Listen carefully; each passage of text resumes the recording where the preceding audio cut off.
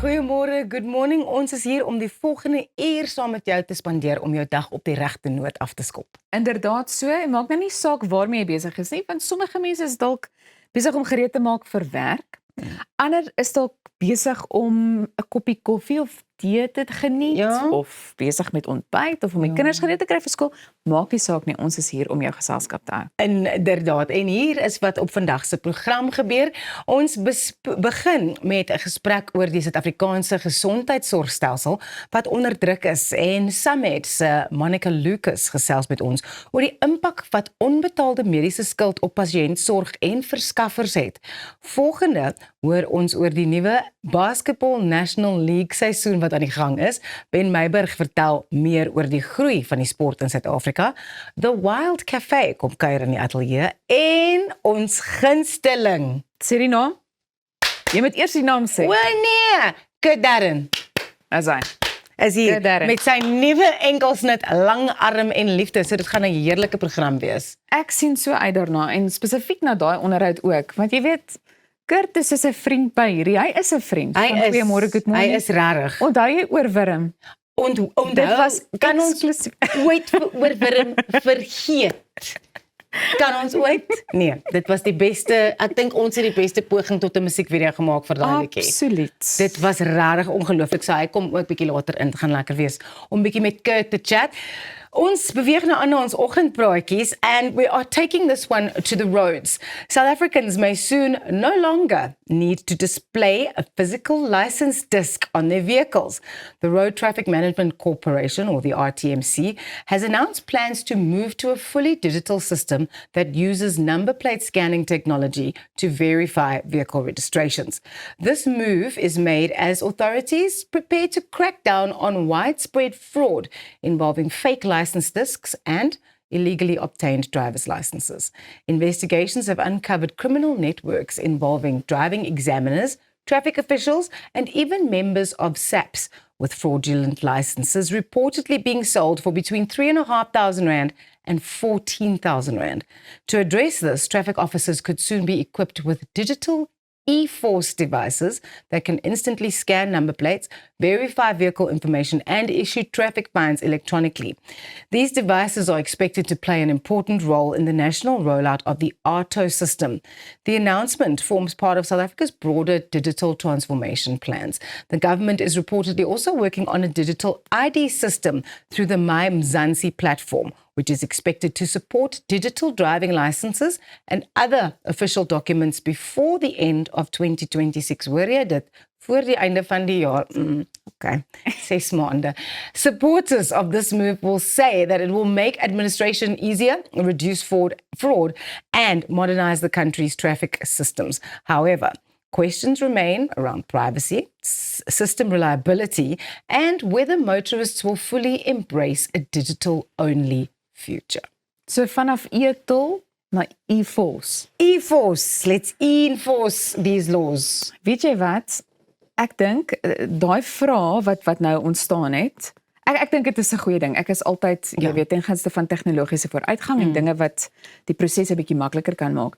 Maar ek wonder altyd of ons huidige stelsel die kapasiteit het, verstaan, en of dit volhoubaar is. Ja. Ook in die verskillende provinsies. Exactly. And that's always the question, is that if they are able to do fraudulent things on the paper stuff, there will be someone who's figured out a way of actually falsifying the digital stuff. And maybe I'm being negative, and I'm really not trying to be negative. I think this is definitely a step in the right direction, so don't get me wrong.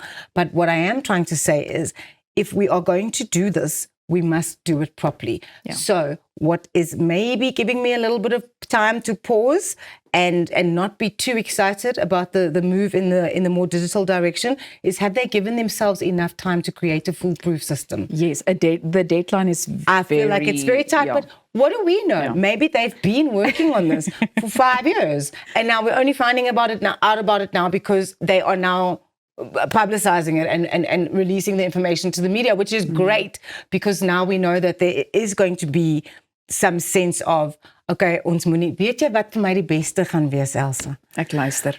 Van hierdie digitale lisensieskyfie is daai geuitsnyery. Ek stem Hierdie saam. in 'n sirkel. Is ek nou weer in die kleuterskool? Wat gaan aan?